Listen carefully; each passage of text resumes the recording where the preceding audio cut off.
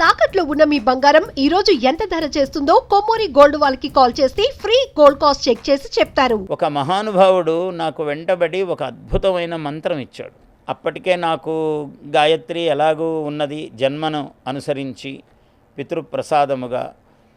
ఈ కాక ఇంకేదో చండీ ఇవి చేసుకోవటం అలవాటు ఉన్నది. ఇవి కాక ఒక ఆయన వెంటబడి ఒక మంత్రం ఇచ్చాడు. ఇది నాకు వద్దయ్యా వద్దయ్యా అని కొన్ని నెలల పాటు ఆయనకు అడ్డు చెప్పాను. కానీ ఒక 3 నెలల పాటు వెంటబడి ఇవ్వనే ఇచ్చాడు ఆయన. నా జీవితాన్ని, జీవన గమనాన్ని మొత్తం మార్చింది అది. ఆ మంత్రం మీ వెంటబడింది. అంతే, అది అనుగ్రహ రూపముగా అది సిద్ధ సారస్వతం అన్నాడు. సరస్వతి సిద్ధి అది, ఆ సిద్ధి మంత్రం అది. ఇది 3 నెలలు చేయవయ్యా అన్నాడు ఆయన మహానుభావుడు. ఇచ్చినప్పుడు అంత అయిష్టంగా ఉన్నాను అంటే, అయిష్టము దేనికి అంటే నేను నిర్వహించలేనేమో చెయ్యలేనేమో అనే భయము చేత అంత వద్దన్నాను. కానీ ఆమె వద్దన్నది వృద్ధి అయి కూర్చుంది, సిద్ధి అయి కూర్చుంది. అనుగ్రహశాలిని 7 సంవత్సరాలు అకుంఠితంగా చేశాను నేను. ఆ 7 సంవత్సరాలు చేసిన మహిమ ఎన్నో సంవత్సరాలు ఆ సమయానికి మహా అయితే ఒక అరగంట ఆలస్యం కావచ్చు, కానీ అదే సమయానికి లేవటం అన్న జీవన విధానం అలవాటైపోయింది. అంటే ప్రతిరోజు 2:30కి లేస్తారా మీరు? 2:30, 3 ఇన్నేళ్లు దాటిన తర్వాత ఇప్పుడు అది 5, 4:30, 5 ఏదో 5 లోపే. 5 ప్రశ్నే లేదు. 3:30, 3:50కే లేస్తాము. మళ్ళీ ఇంకా అట్లా పడుకున్నా 4:15, 4:30 బాగా ఆలస్యం. యోగాసనాలు, సూర్య నమస్కారాలు ఏదో చిన్న దాని మీద పెద్ద సమయం ఏం పెట్టాను. యోగాసనాలు అన్నది దాని మీద ఏదో ప్రాణాయామ ప్రక్రియ అది కొంత చేసుకుని ఇక తర్వాత రాసుకోవటము, అమ్మవారి ధ్యానం, ఈ స్నానము, సంధ్య రాసుకోవటము అన్నీ ఇవి ఇలా. అంటే పనుకోవటం సార్ ఎన్ని గంటలు పడుకుంటారు? 10:30 అలా పడుకుంటాను. కానీ నిద్రపోవడానికి కనీసము నాకు ఆలోచనలు సాగుతూ గంటన్నర పడుతుంది. ఈ లోపల ఏదన్నా ఆలోచన వస్తే మళ్ళీ లేచి కూర్చొని రాస్తాను. ఇంకో 2 గంటలు అవతలికి వెళుతుంది. ఇలా జరుగుతూ ఉంటుంది. నిద్రలోకి వెళ్ళేసరికి 11:30, 12 అవుతుంది, సులభంగా అవుతుంది. అంటే టోటల్గా మీరు నిద్రపోయేది 4 గంటలే అంతే. కానీ మీరు ఆరోగ్యంగా ఉన్నారు. అంటే నిద్ర పగలు ఒక పావు గంట 20 నిమిషాలు మధ్యాహ్నం పడుకుంటాను. అంటే అది నిద్ర కాదు, పడుకుంటూ కొంచెం విశ్రాంతి లాగా. ఈ మధ్య అంటే మీ పనే, మీలాంటి వాళ్ళ పనే మెదడుతో సంబంధించింది కదా. అంతే కదా. మెదడుకి కూడా, బ్రెయిన్కి కూడా రెస్ట్ ఇవ్వమంటారు కదా డాక్టర్. సో మీరు ఆ యోగ నిద్రపోతున్నారు. చెప్తుంటారు ఏదైనా మీరు బుద్ధికి మరీ శ్రమ పెడుతున్నారండి అని. కానీ అలా ఉండదు. మీకు చాలా ఆలోచనలతో మీరు శ్రమ పడుతున్నారు అంటుంటారు. అసలు ఆలోచన లేకుంటే శ్రమ, ఆలోచన ఉంటే విశ్రాంతిలో ఉన్నట్టు లెక్క. నాకెప్పుడు ఈ ఆలోచన శ్రమ కలిగిస్తుంది అని నమ్మకం ఉండదు దాని మీద. అంటే శ్రమ కలిగించే ఆలోచనలు మీకు రావట్లేదు. మన ఆలోచన ఏం చేస్తాము? అవధానం ఎట్లా, కవిత్వం ఎట్లా, పద్యం ఎట్లా, ఇదే కదా. మరి దీనికి శ్రమే ఉంది, ఆనందం తప్ప. ఆనందమైన ఆలోచనలే. భోజనం ఎలాగ సార్? 3 పూట్ల ఎలాగ మీ విధానం? అది మామూలుగా ఉపాహారము అంటే టిఫిన్ అలవాటు లేదు, ఎప్పుడూ తినము. 11:30, 12:30 మధ్యలో. 11:30కు అమ్మవారు దేవాలయం కాబట్టి అమ్మవారికి మహానివేదన అయిపోతుంది. ఇప్పుడు అసలు మామూలుగా ఇప్పుడు మామూలు కూడా అంతే. చాలా కాలం నుంచి బ్రేక్ఫాస్ట్ లేదు, ఎప్పుడూ లేదు, ఎప్పుడు బ్రేక్ఫాస్ట్ లేదు. భోజనమే అలవాటు. మళ్ళీ రాత్రికి కొంచెము మజ్జిగ అన్నము కానీ లేకపోతే ఏదైనా ఉపాహారము కానీ, రెండిట్లో ఏదో ఒకటి. ఒక రోజు అట్లా, ఒక రోజు ఇట్లా ఉండవచ్చు. ఏదైనా చాలా లఘు ఆహారం రాత్రిపూట. పొద్దున పూట 11:30, 12 గంటలకు భోజనం అయిపోతుంది. భోజనం మళ్ళీ సాయంకాలము 4 ఆ సమయంలో ఏవైనా పళ్ళు, ఒక జామ పండు లేకుంటే యాపిల్ పండు, ఇట్లా ఏదో పండు తీసుకోవటం. రాత్రికి ఇలా తినడం. ఎన్ని గంటలకు సార్ డిన్నర్? మళ్ళీ 7, 7:30 లోపల. భోజనం చేస్తారా ఎప్పుడైనా? భోజనం కూడా చేస్తాను అప్పుడప్పుడు ఉపాహారము. ఏది సౌకర్యమై చేస్తే అది. మీరు రాయలసీమ ప్రాంతం నుంచి వచ్చారు. మీ ఇంట్లో కంపల్సరీగా రాగి సంకట అయితే తప్పనిసరిగా ఉంటుంది. సో అది కూడా మీ ఆరోగ్య అది బాగా రాయలసీమలో అందరికీ అలవాటే. ఆ 30 ఏళ్ల క్రితం ఎంత బరువు ఉన్నారో, ఎలా ఉన్నారో అంతే బరువు ఉన్నారు ఇప్పటికి. పెద్ద తేడా ఏమి నేను గమనించాను. 68, 70 ఎప్పుడు నా తూకం ఎప్పుడని చూసుకుంటా నేను. 70 అన్నా ఉంటాను, 68 అన్నా ఉంటాను. ఈ 2 తప్ప అంతకన్నా నేను 71 కానీ 67 కానీ అయిన సందర్భాలు లేవు. ఈ దేశం ఆరోగ్య భారత్గా అందరూ ఆరోగ్యంగా ఉండాలంటే ఎటువంటి జీవన విధానం, ఎటువంటి ఆలోచన విధానాన్ని, ఎటువంటి మీరు సూచిస్తారు? అన్నింటికన్నా ముందు మనిషి మనస్సేనండి. మన ఏవ మనుష్యాణం కారణం బంధ మోక్షయోహో అన్నాడు. బంధనకు మోక్షమునకు రెండిటికి మనస్సే కారణం అన్నాడు. ఈ మనస్సును గనక ఇప్పుడు మనం సమాజంలో ఎన్నో పదార్థాలు కలుషితం చేస్తున్నారు, కల్తీ చేస్తున్నారు. పొల్యూషన్, కాలుష్యము ఈ అన్నింటిలో తయారవుతోంది. ఈ అన్నింటిలో తయారు కావటం అన్నదానికి మూల భిత్తిక, మూల ధర్మం ఏమిటంటే మనస్సు కలుషితం కావటమే. ఒక వ్యాపారం చేసేవాడు ఇంతను ఇంత చేసి ఇంతను ఇంత చేయొచ్చు, వ్యాపార లక్షణం అనుకోవచ్చు. వాడి దగ్గర ఇంతే ఉంది, దాన్ని ఇంత చేసి అమ్ముతున్నాడు అంటే ఇదంతా కలుషితమే, అదే మూలం. అందువల్ల ఎప్పుడైతే ఇలా చేస్తున్నారో దాని యొక్క ప్రభావము యదాహార తద్ విచార అని ఆహారము ప్రతి మనిషి మీద పడుతున్నది. ఆలోచనలు కూడా కలుషితం అవుతున్నాయి. మీ మెదడులో ఎన్ని వేల పద్యాలు ధారణలు ఉంటాయి మీవి కానీ, అనిల్ మహాకవులు కానీ, పూర్వకవులు కానీ? సుమారు అంటే ఏదో 14,625 అంటలేదు అట్లా కొన్ని వేలైతే అసంశయముగా ఉంటాయండి. నాకు నా అవధానము ఎప్పుడు చేసినా, ఎప్పుడు పద్యము చెప్పినా దాదాపుగా మీకు తెలుసు ఆ సంగతి, జనావళిలో చాలా ప్రచారములో ఉన్నవి అవధానిగా నేను సభల్లో చెప్పిన ఆశుపద్యాలే, నేను దత్తపదుల్లోనో సమస్యల్లోనో పూర్ణ చేసిన పద్యాలే చాలా వరకు జనాల నోళ్లల్లో ఉంటాయి. బాగున్న ప్రతిపద్యము నా మస్తిష్కములో ఉంటుంది. కొన్ని వేలు అనటములో అసంశయం. ఒక శ్రీనాథుడివైనా, నన్నయ్యవైనా, తిక్కనగారివైనా, అట్లాగే పోతనవైనా సంస్కృత శ్లోకాలు, ఒక కాళిదాసు, వాల్మీకి, వ్యాసుడు, శంకరాచార్యులవి అలవోకగా వేలు ఉంటాయి. అవి ఎన్ని అని చెప్పలేనేమో. అంటే మీరు నెమరు వేసుకున్న సందర్భాలు కూడా నేను ఎప్పుడు చూడలేదు. నెమరు వేసుకోవటం అంటే ఆ సందర్భం వస్తే అది వచ్చి కూర్చుంటుంది, దాన్ని మళ్ళీ ఇంకోసారి పలకరించే పని లేదు. అదే మంగళపల్లి బాలమురళి కృష్ణ ఏమంటారంటే, నేను ఇంట్లో సాధన చేయను, వేదిక పైన అప్పటికప్పుడు కచేరీ ఇవ్వటం తప్పితే నేను ఇంట్లో అని కూడా అన్న, నేను చిన్న హమ్ కూడా చేసుకొని నేను ఇంట్లో అన్నారు. నిజమే ఉండొచ్చు, ఎందుకంటే ఏ సాధన ఆ విధమైన సాధన చెయ్యం. ఈ భారతదేశం ఆరోగ్య భారతదేశంగా రావాలి, మారాలి అంటే మనుషులు ఏం చేయాలి, మనుషులు ఎలా ప్రవర్తించాలి? ఈ మనస్సు గనక ప్రతి వ్యక్తి ఎప్పుడైతే శుద్ధంగా పెట్టుకోవటం మొదలవుతుందో ఆ మనస్సే సర్వకారణము. దానిని పెట్టుకోవటం గనక మొదలుపెట్టినట్లయితే ఏం కావాలండి మనిషికి? విశేషంగా విపరీతంగా నాకు ధనం వచ్చేయాలనే ఒక దురాశతో కదా దాన్ని కలుషితం చేస్తూ ఉన్నాడు, అమ్మే పదార్థాన్ని. ఏం చేసుకుంటాడు వాడు? సో మానసిక అనారోగ్యమే శారీరక అనారోగ్యం. అంతే కదండి, మనస్సే శరీరం. రోగాలు మనస్సుకే ఉన్నాయి కానీ శరీరానికి లేవన్నాడు. చాలా అద్భుతంగా చెప్పాడు. రోగాలన్నీ ఉంటే మనస్సుకే తప్ప శరీరానికి కాదు. ఇవన్నీ చాలా చోట్ల మనకు ఉదాహరణలు చెప్తారు. ఏమీ లేదు, ఒకటి ఇట్లా చూశాడు, చూడగానే ఏమోనండి మీరు కొంచెం చాలా నలతగా ఉన్నట్టున్నారు కదా, కొంచెం మొహం చూస్తే ఎందుకో అని అన్నాడు అనుకోండి. ఒకడు నిజంగా ఏమీ లేదు, వాడికి ఎందుకో అనిపించింది అన్నాడు. కాసేపు అయ్యాక ఇంకొకడో లేదా వీడేనో ఎందుకో కొంచెం మొహం అదోలా ఉంది కదండి, కొంచెం ఎందుకో రాత్రి మీకు సరిగ్గా నిద్ర పట్టక కొంచెం ఆరోగ్యం సరిగ్గా లేనట్టుంది కదా అని అన్నాడు. మళ్ళీ ఇంకో 10 నిమిషాల తర్వాత ఇంకొకడు అన్నాడు. వాడు అనేటప్పటికీ మూడోవాడు అంటే రాత్రి ఏమైందంటేనండి అని వీడు కారణం వెతుక్కుంటాడు. అంతదాకా పాపం కారణం లేదని వాడికి తెలుసు నిర్ణయంగా. కానీ ఎవడైతే పదే ఒక 2, 3, 4 అయ్యాయో వానికి కూడా వాని మీద అనుమానం వస్తుంది. ఇది మనస్తత్వం. అంటే అదే అనేటప్పటికీ నాలో ఉందేమో నిజంగా, అంటే ఏమి కారణం, నిన్న తొందరగానే భోజనం చేసినాను, 7:30కే తిన్నాను, ఏం తిన్నాను, అప్పుడు వీడు ఆలోచన మొదలు పెడతాడు. ఇది మనస్సే కారణం. అందువల్ల శరీరానికి ఏదో ఉందని కాదు, శరీరానికే రోగాలు లేవు, మనస్సుకే రోగాలన్నీ కూడా అన్నాడు ఆయుర్వేదంలో. సో ఈ మనసు ఆరోగ్యంగా ఉండాలంటే ఏం చేయాలి మనిషి? అనేక దోష జుష్టస్య కాయస్య ఏకో మహాన్ గుణ అన్నాడు.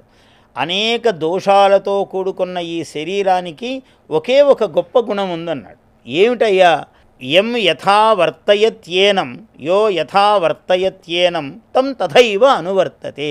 ఎవడు దీన్ని రాత్రి 12కు పడుకున్నా 4కు లేచే అలవాటు చేసుకున్నాడో, ఎవడు దీన్ని 7 గంటలకు పడుకున్నా తెల్లవారి 7:30కే లేచే అలవాటు చేశాడో, వీడు ఎవడు ఏ విధంగా దీనికి అలవాటు చేస్తే వాడికి ఇది అలా అలవాటు అవుతుంది. ఈ శరీరం యొక్క గొప్ప లక్షణం అది అన్నాడు. అంటే మనసుని వాడు అలవాటు చేయటమే వీడు అలవాటు చేయటమే దాని రహస్యం. ఎలా చేస్తే అలా అవుతుంది.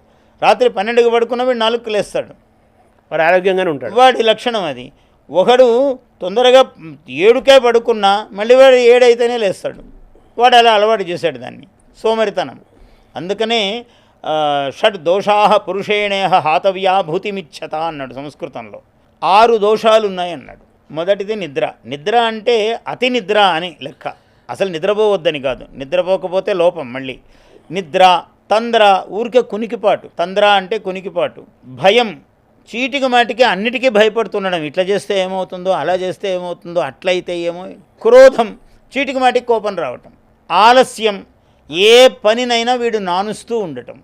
దీర్ఘసూత్రత, ప్రతిదానిని చాలా ఆలోచన చేసి ఇంకేదో అని పోతూ ఉండటం, ఎక్కువ ఆలోచించటం. దీర్ఘసూత్రత. ఈ 6 చాలా తీవ్రమైన దోషాలు అన్నాడు. వీటిని ఎలా అధిగమించాలి? ఎలా అధిగమించాలంటే సాధనే మూలమండి. ఏం సాధన? సాధనమున పనులు సమకూరు ధరలోన. గట్టి మనస్సే మళ్ళీ మూలము. మనస్సులో నిర్ణయం తీసుకోవటము. నేను రాత్రి 11కు పడుకుంటాను, పడుకోవాలి, 4కు లేస్తాను, లేవాలి. ఇది సాధన. ఇది ఏ విషయంలోనైనా. నేను ఈ పద్యం చెప్పాలి, చెప్పకుండా తప్పించుకునే వీలు లేదు. ఎలాగైనా చెప్పాలి, ఎలాగైనా గొప్పగా ఉండాలి. నిర్ణయం తీసుకో, గొప్ప పద్యమే వస్తుంది. ప్రతి మనిషి కూడా ఎప్పుడూ ఆనందంగా ఉండాలని కోరుకుంటాడు. సహజం. వాడిని పొద్దున్న నిద్ర లేచినప్పటి నుంచి నిద్రలోకి వెళ్ళబోయే జారుకునేంత వరకు ప్రతి క్షణం ఆనందంగా ఉండాలి. ఆనందం అని కోరుకుంటాడు కదా. ఈ ఆనందంని ఎలా పొందాలి ఆరోగ్యమైన విధానంలో? భగవద్గీతలో లక్షల సమాధానాలు చెప్పాడండి. లక్షల సమాధానాలు. ఒక్కటి అయినా చాలు మనకు.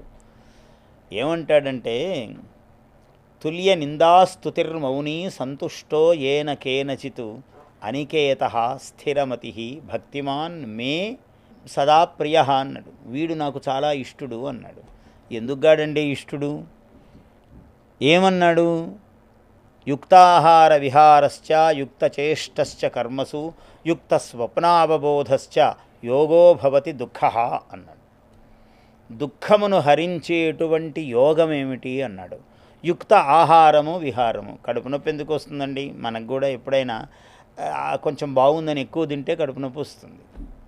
ఎక్కువ తినొద్దు బాగుందని. అక్కడ గనక యుక్తము దాన్ని పాటించగలిగితే నీకు ఇబ్బంది రాదు. సంయమనం. మాట కూడా అంతే. వాడు చప్పట్లు కొడుతున్నాడని ఎక్కువ మాట్లాడేమనుకోండి ప్రమాదహేతువు. బహుభాషిణి న శ్రద్ధధాతి లోకః అన్నాడు. అతిగా మాట్లాడేవాడి మీద లోకమునకు శ్రద్ధ ఉండదు. ఏదో వాగుతుంటాడండి అని అనుకుంటాడు, విలువ ఉండదు. అందుకని మాట్లాడవద్దన్నారు.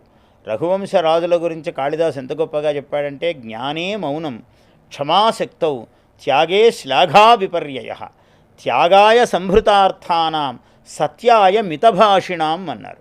ఎంత అవసరమో అంతే మాట్లాడతారట. ఎందుకయ్యా మరి అంత తక్కువ ఏమైంది, బాగా మాట్లాడవచ్చు కదా అంటే, ఎక్కడైనా పొల్లు అబద్ధం వస్తుందేమో అని తక్కువ మాట్లాడతారట. సత్యాయ మితభాషిణాం త్యాగాయ సంభృతార్థానాం. డబ్బులు ఎందుకు సంపాదిస్తారంటే మళ్ళీ తిరిగి ఇవ్వడానికే అన్నాడు. ఇవి చాలా గొప్ప నియమాలు. ఇవన్నీ మన వాళ్ళు పాటించారు కదా, అందరూ పాటించారు మహాత్ములు. శశాస ఏకపురీమివా అన్నాడు కాళిదాసు. ఆయన రామచంద్రుడు ఎలా పరిపాలించారు, ఆ రఘు మహారాజాదులందరూ ఎట్లా పరిపాలించారంటే, ఒక నగరమును పరిపాలించినట్లు సముద్ర పర్యంతాయాహ మేదిన్యాహ ఏకరాడివా అన్నాడు. సముద్ర పర్యంతమైనటువంటి భూమండలమును ఒక నగరము వలె పరిపాలించను అన్నాడు. మరి ఆధునికమైన యంత్ర వార్తా ప్రసారాలు అంటే కమ్యూనికేషన్ సిస్టమ్ ఇట్లా లేదు. ఎలా చేశారు అంటే, ఈ సమస్య వచ్చినప్పుడు రాముడు ఏం చేశాడు అని ఆలోచించేటట్లు ఈయన చేస్తాడట. వాడు సముద్ర పర్యంతం ఎక్కడన్నా ఉండని రాముడి చరిత్ర ఆ నోట ప్రచారం అవుతూ ఉన్నది. ఇలా చేశాడు రాముడు, రాముడిలా ఉన్నాడు అని నేర్పాడు. చాలా అద్భుతమైన వాళ్ళు మనస్సంకల్పముతో జయించారు ప్రపంచమునంతా. అది అసాధ్యమే, ఇప్పుడు కూడా సాధ్యమే. సో ఆనందానికి హేతు, సంకల్పం పోగొట్టుకుంటున్నాడు. ఆనందానికి హేతు కూడా మన మనసులోనే ఉంది, అంతే కదా. దుఃఖానికి కూడా. ఏష మానుష ఆనంద అన్నాడు. వేదంలో ఇవన్నీ చెప్పాడు. మానుషమైన ఆనందము, దైవికమైన ఆనందము, రాక్షసమైన ఆనందము, వీటి యొక్క పరిధులు, వాటి పరిస్థితులు ఎలా ఉంటాయి వేదములో చెప్పని విషయము లేదు.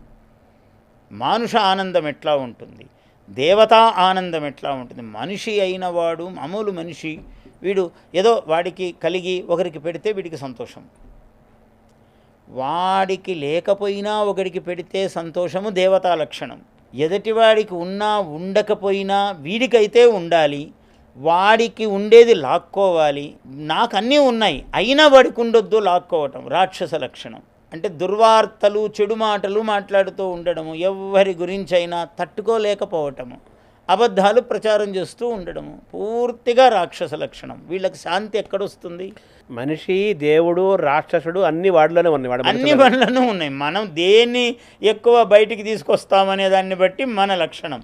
మళ్ళీ ఒకవైపు బుద్ధి చెప్తూ ఉంటుంది, మనసస్తు పరాబుద్ధి, వివేకశీలి బుద్ధి చెప్తూ ఉంటుంది, ఒరే ఇలా చేయొద్దు అని, అయినా చేస్తాడు. ఒకప్పుడు మనిషి జీవితకాలం చాలా ఎక్కువ ఉండేది, 150 ఏళ్ళు, 200 ఏళ్ళు, 160 ఏళ్ళు అలా ఉండేవి. భారతంలో కూడా యుద్ధం చేసే సమయానికి ఒక్కొక్కరికి 140 ఏళ్ళు, 150 ఏళ్ళు, 120 ఏళ్ళు, 100 ఏళ్ల పైనే అని అంటారు కదా. సో మనిషి మళ్ళీ తగ్గుతూ వచ్చింది. మనిషి యొక్క పరమాత్మను నవయువకుడు అని భారతములో వర్ణిస్తే అప్పటికే ఆయనకు 75 ఏళ్ళు దాటి ఉన్నాయి. అప్పటికి ఆయన్ని నవయువకుడుగా వర్ణించారు వ్యాసుల వారు. మీరన్నట్టు అంత దీర్ఘతమైనటువంటి వయోలక్షణాలు ఉన్నాయి. 75 నవయువకుడు అంటే ఇప్పుడు 25 ఏళ్లతో సమానం. 25 ఏళ్లతో 25 ఏళ్ల వాడు ఉన్నట్టు 75కు వ్యాసుల వారు ఆయన్ని వర్ణించాడు. అంటే అప్పుడు 150 ఏళ్ళు, 200 ఏళ్ళు వాళ్ళ జీవితకాలం. త్రిజగన్మోహన నీలకాంతి తను ఉద్దీపింప, త్రిజగన్మోహన నీలకాంతి తను ఉద్దీపింప, ప్రాభాత నీరజబంధు ప్రభమైన చేలముపైన్ రంజిల్ల, నీలాలకౌరజ సంయుక్త ముఖారవిందము అతిసేవ్యం వై విజృంభింప, మా విజయుంచేరెడు వన్యకాడు మదినావేసించు నెల్లప్పుడు. వన్యకాడు అన్న చాలా మంచి పదం వాడాడు పోతన, అత తెలుగు పదం. మా విజయుంచేరెడు వన్యకాడు అర్జునుని దగ్గరకు వస్తున్నాడు. హయరింఖాముఖధూళి ధూసర పరిన్యస్తాలకోపేతమై రజజాత శ్రమతోయ బిందుయుతమై, అక్కడక్కడ చిరుచెమటలు పట్టాయట. ఆ ధూళి ఎగిరి ఆయన ముఖాన పడిందట. గుర్రపు యుద్ధరంగము కదా, గుర్రపు డెక్కల వల్ల వచ్చినటువంటి ధూళి ముఖం మీద, పైగా చెమటలతో ఏదో ఒక లేపనము పూసినట్లుగా, అలా తెల్లని పొడి పూసినట్లు ఉన్నదట. మనమైతే పౌడర్ అనుకుంటాం ఈ కాలంలో. హయరింఖాముఖధూళి ధూసర పరిన్యస్తాలకోపేతమై రజజాత శ్రమతోయ బిందుయుతమై రాజిల్లు నిమ్మోముతో, జయమున్ పార్థునకిచ్చు వేట్కన్ అనినా శస్త్రాహతించాల నొచ్చియు పోరించు మహానుభావు మదిలో చింతింతున్ అశ్రాంతమున్. సరే, మనిషి అప్పట్లాగా ఈ కాలంలో, రేపటి తరాల్లో, ముందు భవిష్యత్తు కాలంలో మంచి ఆరోగ్యంతో దీర్ఘాయువుగా ఉండాలంటే, శతమానం అంటే అనంతమని కదా, ఆ రోజులు మళ్ళీ వస్తాయా? రావాలి అంటే, ఉండాలంటే అలా ఏం చేయాలి? మాయకు దూరం ఉండాలండి. తస్మాత్ యోగి భవార్జున, నువ్వు యోగివిగా అన్నాడు. ఏమిటి అంటే మాయా విజయం. శంకరుల వారు ఈ మాయను గురించే మహాద్భుతంగా అంత కవిత్వీకరించి చెప్పిన వారు ఇంకొకరు లేరనిపిస్తుంది నాకు. ఆయన ఏది ముట్టుకున్నా అమృత కళిక శంకరుల వారు. తలంచి చూడ నరుండట్లౌట అని ఆయన అన్నారు. దుర్జటి కాళహస్తీశ్వర శతకం రాసి. అంటే ఈ మాయ, ఇది వేదాంతపరంగా మాయ అని చెప్పాడు, కానీ లోకంలో కూడా అదే మాయ. ఆయన చాలా చిత్రంగా అన్నాడు. నేను అది చదివి నేను ఆశువుగా అనుకున్నా, ఏం అద్భుతంగా చెప్పారు. అంతా మాయ అన్నాడు. ఆయన్ని మాయావాది అన్నారు, పిచ్చివాళ్ళు, అర్థం కాని వాళ్ళు. కానీ ఆయన మాయను దాటినవాడు కాబట్టి ఇది మాయ అని బయట నుంచి చూసేవాడికి తెలుస్తుంది. ఆయన దాటినవాడు కాబట్టి ఇది మాయరా, జాగ్రత్త అని లోకానికి చెప్పాడు. మాయలో ఉన్నాం కూడా మనకు తెలియలేదు. అందులో పడి కొట్టుకుపోయేవాడికి తెలియదు. అందువల్ల ఏదో ఆయన్ని పెద్ద నిందించినట్టు మాయావాది అన్నారు. మాయా జ్ఞాని ఆయన. మాయామేయ జగం అన్నాడు కదా. అట్లా ఆయన మాయ, ఆ మాయను ఏమిటంటే మాయా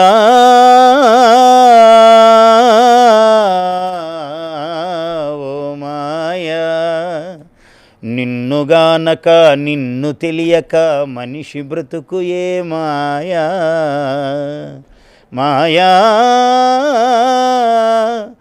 ఉన్నది లేదని లేనిది ఉందని, ఉన్నది లేదని లేనిది ఉందని భ్రమ కల్పించే లీలాకోటి ఛాయా మాయా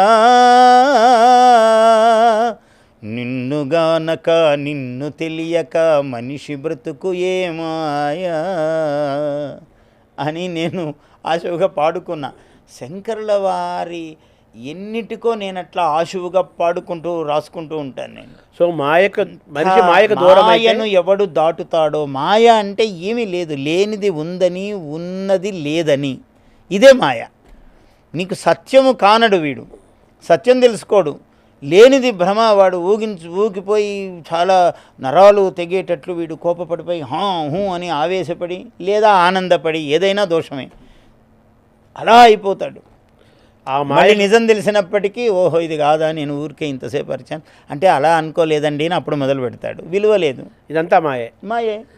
మాయకు దూరం అయితే మనిషి మహనీయుడు అవుతాడు, జ్ఞాని. ఆరోగ్యం శరీరం ఏముందండి, చాలా చిన్న విషయం. వాడు మనసుకు ఆరోగ్యం వస్తే శరీరాన్ని వాడు క్షణంలో దిద్దుకోగలుగుతాడు, చిరాయువుకి వెళ్ళిపోతాడు అంతే. చిరాయువు వాడికి తిరిగేముంది, మాయను జయిస్తే వాడేముంది. వాళ్ళు అన్ని 120 సంవత్సరాలు 170 సంవత్సరాలు 200 సంవత్సరాలు ఎలా జీవించారంటే వాడు ఏ మాయకు లొంగడు, వాడు మహనీయుడు. శివుడు వాడే, శివుడికి ఏమీ కాలాతీతుడు ఆయన, కాలం ఆయన దగ్గర పనిచేయదు. ఆయనే కాలహ, కాలునికే కాలుడు ఆయన. కాలహ అంటే యమహ, అటువంటి వాడిని మృత్యుంజయుడు నియమించినవాడు. ఆయన ఎక్కడ దేనికి కట్టుబడతాడు, అటువంటి వాడు. అందుకే యోగి అన్నాడు. దాన్ని దాటినవాడు ఎవడైనా అంతంత యుగాలు బతికే అంత ఇది కాకపోయినా ఉన్నంత వరకు బాగుండాలంటే ఎంతో కొంత మాయను జయించాలి మానవుడు. సో ఇవన్నీ కూడా ఆధ్యాత్మికమైన ఆలోచన విధానం ద్వారా, ఇటువంటి ఆలోచన కలగటం ద్వారా, నడవడిక ద్వారా మనిషి, తద్వారా సమాజము, తద్వారా రాష్ట్రాలు, లోకము, దేశము, ప్రపంచమంతా కూడా ఆరోగ్యంగా ఉంటుంది. అంతే కదండి. సో ఆరోగ్య భారత నిర్మాణానికి అనారోగ్య భారతం నుంచి ఆరోగ్య భారతం అనేది ప్రధానంగా ఒక అంశం. ఎందుకంటే ఆరోగ్యం ముఖ్యము మనిషికి, ముందు అదే పూర్ణ ఆయుస్సును ప్రసాదించేది. చాలా సంతోషం సార్, నమస్కారం. ఇదే మీ ఫస్ట్ పాడ్కాస్ట్ కూడా, ఇది మీ ఆశీస్సులు అందించండి. ఆయుర్వై వజ్రం వజ్రో వై శర్కర ఆహా అన్నాడు. ఆయుస్సు అనేది దానిని, ఆ శ్వాసక్రియను క్రమబద్ధీకరించటమే ఆయుఃప్రమాణమును పెంచేది అన్నాడు. అందుకనే అయం మే హస్తో భగవాన్ అయం మే భగవత్తరః, ఈ చెయ్యే భగవత్తరము, భగవంతుడే కాదు భగవంతుని కన్నా ఒక ఆకు మించినది అన్నాడు. ఏ చెయ్యది? అయం మే హస్తో భగవాన్ అయం మే భగవత్తరః అయం మే ఏ విశ్వభేషజోయం శివాభిమర్శనః, ఇది విశ్వభేషజం, ప్రపంచానికంతా మందు అన్నాడు. ఎందుకు? శివ అభిమర్శ ఎక్కడైతే ఉంటుందో ఆ చెయ్యి శివలింగాన్ని తాకాలి. ఆ పంచామృతాభిషేకము చేసి ఏ శివలింగమునైతే ఏ చేయి తాకుతుందో ఆ చేత్తో ఇచ్చే తీర్థము విశ్వభేషజం, విశ్వానికే వైద్యం అన్నాడు. అయం మే భగవాన్ అయం మే భగవత్తరః అయం మే విశ్వభేషజోయం శివాభిమర్శనః ఏతే సహస్రమయుతం పాశా మృత్యోమర్త్యాయ హంతవే తాన్ యజ్ఞస్య మాయయా సర్వాన్ అవయజామహే మృత్యవే స్వాహా మృత్యవే స్వాహా ప్రాణానాం గ్రంథిరసి రుద్రోమా విశాంతకః తేనాన్నేనా ఆప్యాయస్వ నమో రుద్రాయ విష్ణవే మృత్యుర్మే పాహి అన్నేన ఆప్యాయస్వ.